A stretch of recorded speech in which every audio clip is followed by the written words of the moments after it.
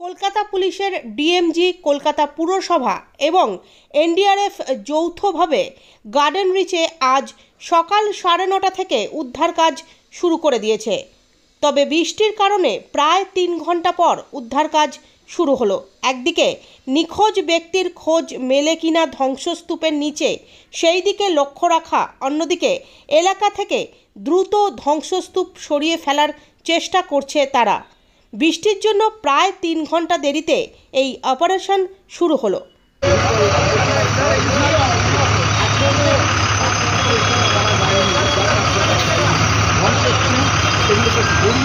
যাতে ভেতরে কেউ আসে